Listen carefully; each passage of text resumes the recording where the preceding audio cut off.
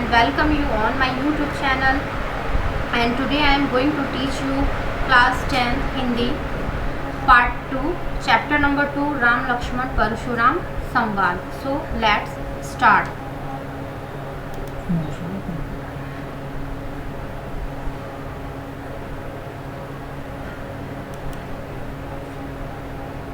So dear students, आज का हमारा चैप्टर है तुलसीदास।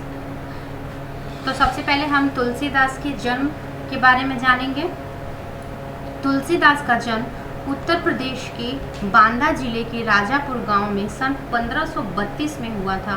कुछ विद्वान उनका जन्म स्थान सोरो जिला एटा भी मानते हैं। तुलसीदास का बचपन बहुत ही संघर्षपूर्ण था।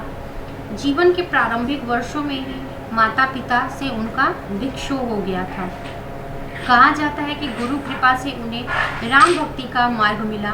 वे मानव मूल्यों के उपासक कवि थे। राम भक्ति परंपरा में तुलसी अतुलनीय है। रामचरितमानस कवि की अनन्य राम भक्ति और उनके सृजनात्मक कौशल का मनोरम उदाहरण है। उनके राम मानवीय मर्यादाओं और आदर्शों के प्रतीक है, जिनके माध्यम से तुलसी के नीति स्नेह शील विनय त्याग जैसे उदात्त आदर्शों को प्रतिष्ठित किया।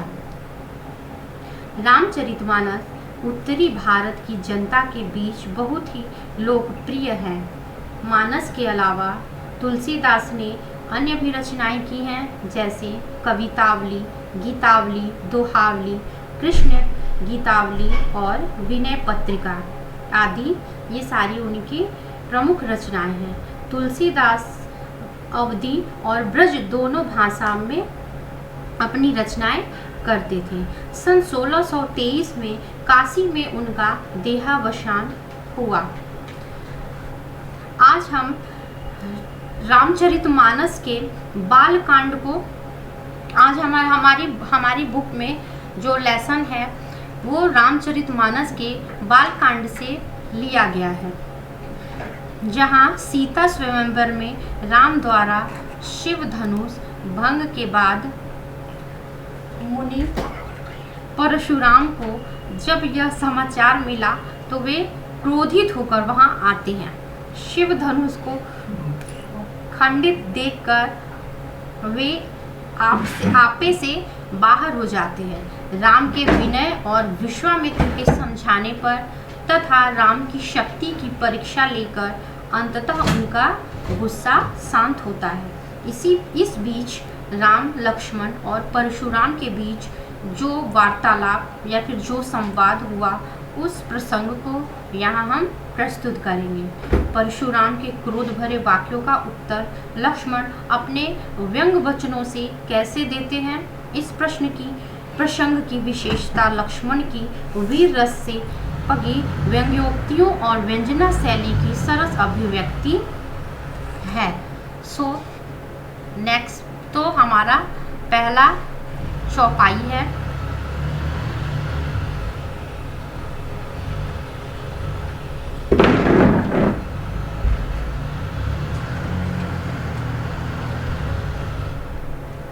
नाथ शंभु धनु भंज निहारा, होई केउ एक दास तुम्हारा। आयेशु का कहिय किन मोहि, सुनी रिसाय बोले मुनि। कोई सेवकु सो जो करे सेवकाई, अरि करनी करी लड़ाई। ऊपर की इन पंक्तियों में श्री राम परशुराम जी से कह रहे हैं कि हे नाथ, शिव जी के धनुष को तोड़ने की शक्ति तो केवल आपके दास में ही हो सकती है। कोई केउ एक दास तुम्हारा, यानी आपके कोई एक दास ही ऐसा काम कर सकता है। आयेशु का कहिय किन मोहि, सुनी रिसाय बोले मुनि कोई। इसलिए वह आपका कोई दास ही होगा जिसने इस धनुष को तोड़ा है। क्या आज्ञा है मुझे आदेश दे। सेवको सो जो करे सेवकाई, अरि करनी करी लड़ाई। यह सुनकर परशुराम जी और क्रोधित हो जाते हैं और कहते हैं कि सेवक वही हो सकता है जो सेवकों जैसा काम करे। यह धनुष तोड़कर उसने शत्रुता का काम किया है और इसका परिणाम युद्ध ही है। उसने इस धनुष को तोड़कर मुझे युद्ध के लिए ललकारा है, इसलिए वो मेरे सामने आए जिसने इस धनुष को तोड़ा है। सुनहु राम जेहि शिव धनु तोरा, सहस बाहु सम सो रिपु मोरा। सो बिलगाव बिहाई समाजा, न त मारे जय सब राजा।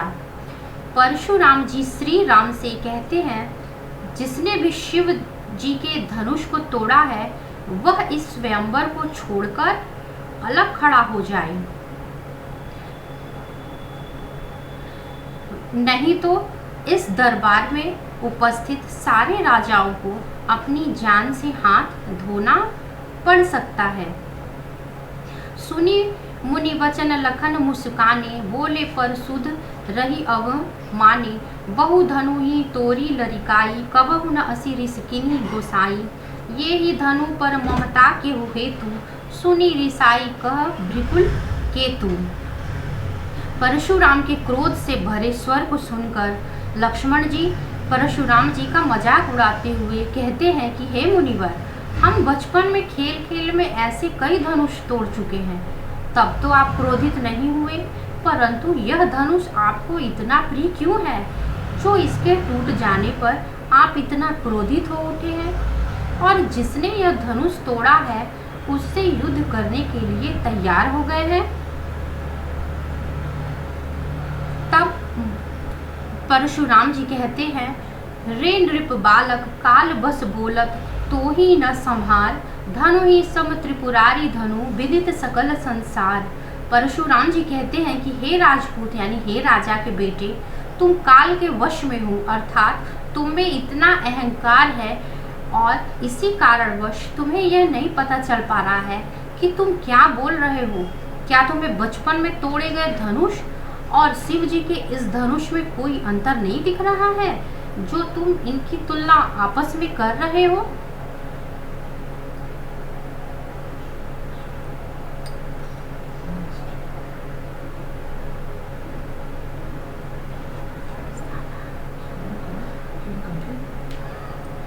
लखन कहा हसी हमरे जाना, सुनहु देव सब धनुष समाना।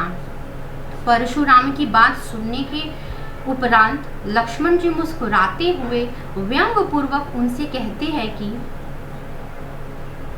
हमें तो सारे धनुष एक जैसे ही दिखाई देते हैं, किसी में कोई फर्क नजर नहीं आता। का क्षति लाभ जून धनु तोरे, देखा राम नयन के भोरे। छुअत टूट रघुपति हूँ न दोषु, मुनि बिनु काज करिय कत रोषु। फिर इस पुराने धनुष के टूट जाने पर ऐसी क्या आफत आ गई है जो आप इतना क्रोधित हो उठे हैं? जब लक्ष्मण परशुराम जी से यह बात कह रहे थे तब उन्हें श्री राम तिरछी आंखों से चुप रहने का इशारा कर रहे थे। हे लक्ष्मण, तुम चुप हो जाओ। आगे लक्ष्मण कहते हैं, इस धनुष के टूटने में श्री राम का कोई दोष नहीं है, क्योंकि इस धनुष को श्री राम ने केवल छुआ मात्र था और यह टूट गया। आप व्यर्थ ही क्रोधित हो रहे हैं। बोले चिते परशु की ओरास, रे सठ सुने ही सुभाव न मोरा। बालकु बोली बधौ नहीं तोही, केवल मुनि जड़ जानहि मोही। परशुराम लक्ष्मण जी की इन व्यंग से भरी बातों को सुनकर और भी ज्यादा क्रोधित हो जाते हैं। वे अपने फरसे की तरफ देखते हुए बोलते हैं, हे मूर्ख लक्ष्मण, लगता है तुझे मेरे व्यक्तित्व के बारे में नहीं पता। बाल ब्रह्मचारी अति कोही, विश्व विदित क्षत्रिय कुल द्रोही।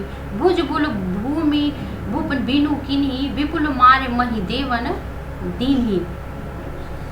लगता है मुझे तेरे व्यक्तित्व के बारे में नहीं पता, मैं अभी तक बालक समझकर तुझे क्षमा कर रहा था, परंतु तू मुझे एक साधारण मुनि समझ बैठा है। मैं बचपन से ही ब्रह्मचारी हूँ। सारा संसार मेरे क्रोध को अच्छी तरह से पहचानता है। मैं क्षत्रियों का सबसे बड़ा शत्रु हूँ। अपने बाजुओं के बल पर मैंने कई बार इस पृथ्वी से क्षत्रियों का सर्वनाश किया है और इस पृथ्वी को जीतकर ब्राह्मणों को दान में दिया है। सहस बाहु भुज छेद निहारा, परसु बिलोक महिप कुमारा। इसलिए हे राजकुमार लक्ष्मण, मेरे फरसे को तुम ध्यान से देख लो। यही वह फरसा है जिससे मैंने सहस्र बाहु का संहार किया था। मातु पितहु पितही जनि सोच बस, करषि महिष किशोर। गर्भन के अर्बक दलन, परसु मोर अति घोर। हे राजकुमार बालक, तुम मुझसे भिड़कर अपने माता पिता को चिंता में मत डालो। मातु पितु जनि सोच बस, करषि महिष किशोर। गर्भन के अर्भक दलन, परशु मोर अति घोर। अर्थात अपनी मृत्यु को न्योता मत दो।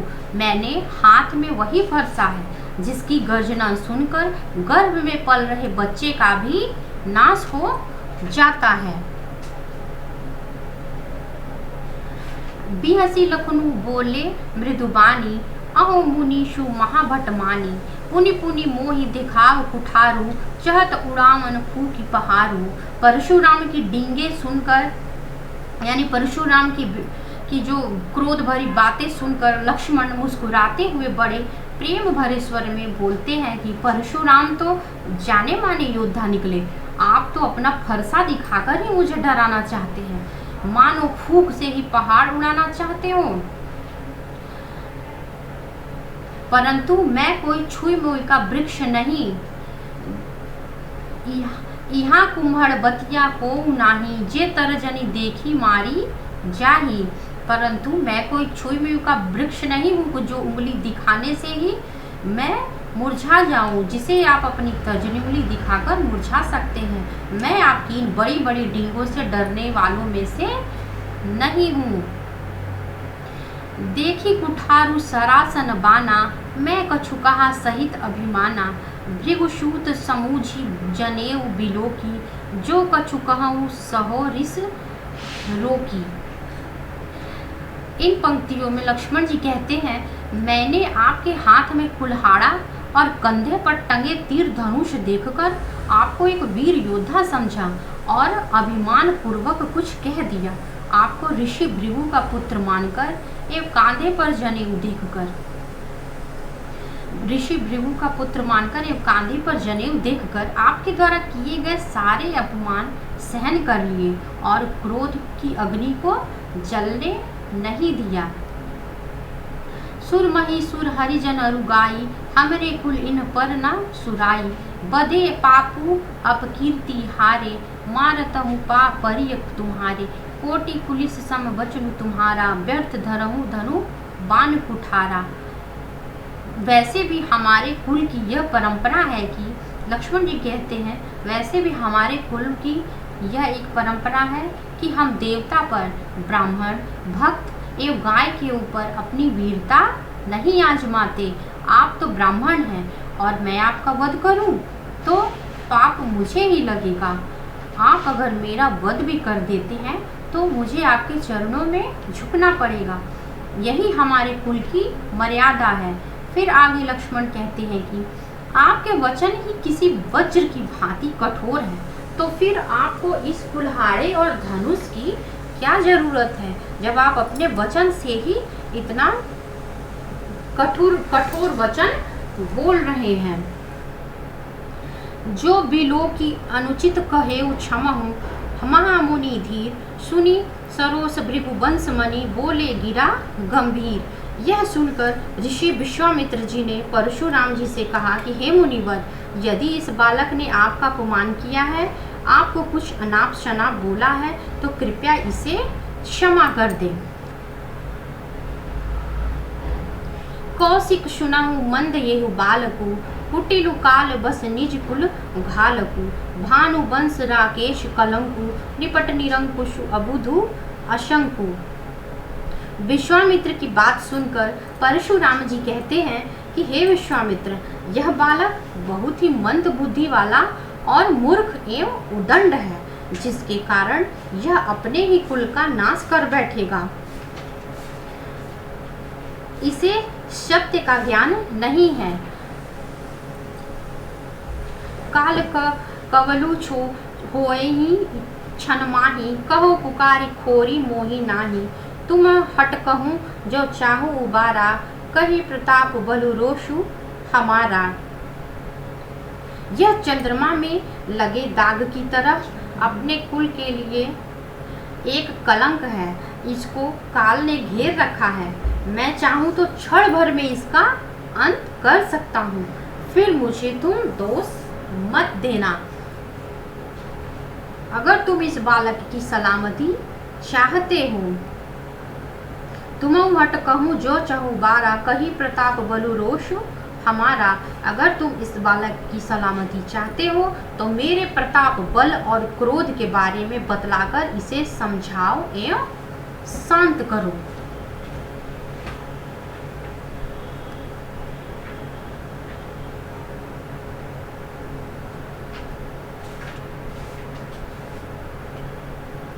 लखन कहे मुनि सुजसु तुम्हारा, तुम्हारी अछत को वरने पारा। अपने मुँह तुम आपनी करनी, बार अनेक भांति बहुबरनी। प्रस्तुत पंक्तियों में परशुराम की बात सुनकर लक्ष्मण जी कहते हैं कि हे मुनिवर, आप अपनी वीरता का बखान करते हुए थक नहीं रहे हो। आपने कई प्रकार से अपनी वीरता के बारे में बतलाया है। नहीं संतोषु पुनि कछु कहूँ, जनि रीश रोकी दुषहु दुख सहूँ। वीर व्रती तुम धीर अशोभा, गारी देत न पावहूँ शोभा। आपके बल और साहस के बारे में आपसे अच्छा भला कौन बता सकता है। अगर इतने से भी आपका मन न भरा हो तो अपना क्रोध सहन कर खुद को पीड़ा ना दे, अपितु फिर से अपनी वीरता का बखान कर ले। आप एक वीर पुरुष हैं जिसमें धैर्य और क्षमा व्याप्त है। आपके मुंह से अपशब्द शोभा नहीं देते, अर्थात कि आप एक ब्राह्मण हैं और आपके मुंह से ये क्षत्रियों वाली जो बातें हैं वो आपके मुंह से शोभा नहीं देती हैं। सुर समर करनी करही, कहीं न जनवाही आपो। विधमान रन पाई रिपु, कायर कथही प्रतापो। शूरवीर युद्ध में अपनी शूरवीरता का प्रदर्शन करते हैं। अगर जो शूरवीर है तो युद्ध में अपनी शूरवीरता का प्रदर्शन करिए। वे अपने मुंह मियाँ मिट्ठू नहीं बनते हैं। यहाँ पे एक मुहावरा भी दिया गया है, वे अपने मुंह मियाँ मिट्ठू बनना, यानी कि अपने मुंह से अपनी बड़ाई करना नहीं बनते, अर्थात स्वयं के मुख से स्वयं की प्रशंसा नहीं करते और रणभूमि में अपने शत्रु को सामने पाकर कायरों की तरह बातों में व्यर्थ समय नहीं बिताते, अपितु युद्ध करके अपनी वीरता का परिचय देते हैं। अर्थात कि जिसको जो करना रहता है वो अपनी वीरता को दिखाता है। अगर जिसको युद्ध करना है तो वो युद्ध क्षेत्र में अपनी वीरता को दिखाता है। तुम तो काल हाँक तनु लावा, बार बार मोही लागी बुलावा। सुनत लखन के वचन कठोरा, परशु सुधारी धरेव कर घोरा। प्रस्तुत पंक्तियों में लक्ष्मण जी परशुराम जी से कहते हैं कि हे मुनिवर, ऐसा लग रहा है कि आप मृत्यु को मेरे लिए हाँक लगा लगा कर बुला रहे हो। लक्ष्मण के इस व्यंग को सुनकर परशुराम बहुत ही क्रोधित हो जाते हैं और अपने फरसे को हाथ में लेकर बोलते हैं, सुनत लखन के वचन कठोरा, परशु सुधारी धरेव कर घोरा।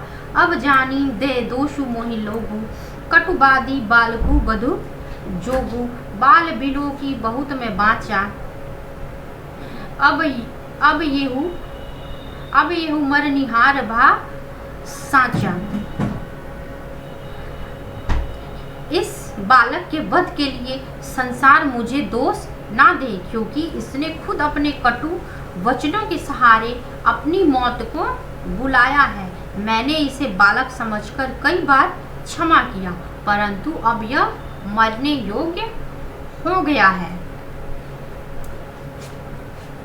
कौशिक कहा क्षमी अपराधु, बाल दोष गुण गणहीन साधु। साधु खर कुठार में अकरुण को ही, आगे अपराधी गुरु द्रोही। उतर देत छोड़ो बिनु मारे, केवल कौशिक शील तुम्हारे। न त ये ही काटी कुठार कठोरे, गुर ही उरीन होते उश्रम थोरे। प्रस्तुत पंक्तियों में विश्वामित्र जी परशुराम जी से कहते हैं कि परशुराम, हे परशुराम जी, आप तो साधु हैं। साधु कभी बालकों के अपराध पर ज्यादा ध्यान नहीं देते हैं और उन्हें क्षमा कर देते हैं, इसलिए लक्ष्मण को भी आप एक बालक समझकर क्षमा कर दें। यह सुनकर परशुराम जी विश्वामित्र जी से कहते हैं कि तुम जानते हो कि मैं कितना कठोर एवं निर्दयी हूँ, मुझ में क्रोध कितना भरा हुआ है। मेरे सामने यह मेरे गुरु का अपमान किए जा रहा है और मेरे हाथों में फरसा होने के बावजूद भी मैंने अभी तक इसका वध नहीं किया है। अगर यह जीवित खड़ा है तो सिर्फ तुम्हारे प्रेम और सद्भाव के लिए, नहीं तो अभी तक मैं अपने फरसे से बिना किसी परिश्रम के इसे काटकर इसका वध कर देता और अपनी गुरु दक्षिणा चुका देता। गादी सुनु कह हृदय हसी मुनि, हरियर सूझ अयमय खांड उख में अजहु न बूझ अबूझ। यह सुनकर विश्वामित्र जी मन ही मन हंसने लगते हैं। गादी सुनु कह हृदय हसी मुनि हरियरे सूझ। यह सुनकर विश्वामित्र जी अपने मन में हंसने लगते हैं और सोचते हैं कि परशुराम जी ने सभी क्षत्रियों को हराया है, तो वे राम लक्ष्मण को भी साधारण क्षत्रिय मानकर उन्हें आसानी से हराने के बारे में सोच रहे हैं। अयमय खांड नौख में अजहु न बूझ अबूझ। परंतु उन्हें इस बात का ज्ञान नहीं है कि उनके समक्ष कोई गन्ने के रस से बना गुड़ नहीं है, अपितु लोहे के फौलाद से बनी तेज तलवार है। अर्थात राम एवं लक्ष्मण को वे साधारण क्षत्रिय समझने की भूल कर रहे हैं, जबकि दोनों ही सूरवीर एवं पराक्रमी हैं। कहे लखन मुनिशील तुम्हारा, को नहीं जान विदित संसारा। माता पिता ही उरिन भयनी के, गुर रिनु रहा सोच बड़ जी के। लक्ष्मण परशुराम जी से कहते हैं कि हे मुनिवर, आपके शील स्वभाव से पूरा संसार भली भांति परिचित है। आप अपने माता पिता के कर्ज से तो पूरी तरह मुक्त हो चुके हैं, परंतु अभी तक आपके ऊपर गुरु ऋण बाकी बचा हुआ है, जिसे आप जल्द से जल्द उतारना चाहते हैं और इसी कारण आप मेरा वध करने पर तुले हुए हैं। सो जन हमरे ही माथे काढ़ा, दिन चली गए ब्याज बड़ बाढ़ा। अब आनी व्यवहारिया बोली, तुरंत देव में थैली खोली। यह ठीक भी है, क्योंकि बहुत दिन हो चुके हैं, अब तक तो आपके ऊपर गुरु ऋण का बहुत ब्याज बढ़ चुका होगा, तो फिर देर करने की जरूरत नहीं है। किसी हिसाब किताब करने वाले को बुला लीजिए, मैं देर किए बिना अपनी थैली खोलकर सारी धनराशि चुका दूंगा।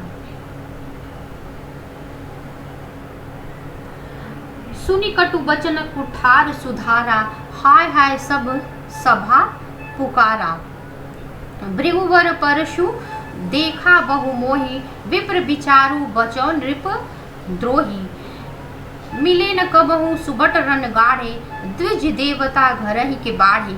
अनुचित कही शबु लघु लोगु पुकारे, रघुपति से शयन ही लखनु निवारे। इस पंक्ति में लक्ष्मण जी के ये कठोर वचन सुनकर परशुराम अपने क्रोध की आग में जलने लगते हैं और अपने फरसे को पकड़कर आक्रमण की मुद्रा में आते हैं। जिसे देखकर दरबार में उपस्थित सारे लोग हाय हाय करने लगते हैं। यह देखकर लक्ष्मण परशुराम जी से कहते हैं कि आप मुझे अपना फरसा दिखाकर क्यों डरा रहे हैं? भयभीत करना चाहते हैं? और मैं यहाँ आपको ब्राह्मण समझकर आपसे युद्ध नहीं करना चाहता।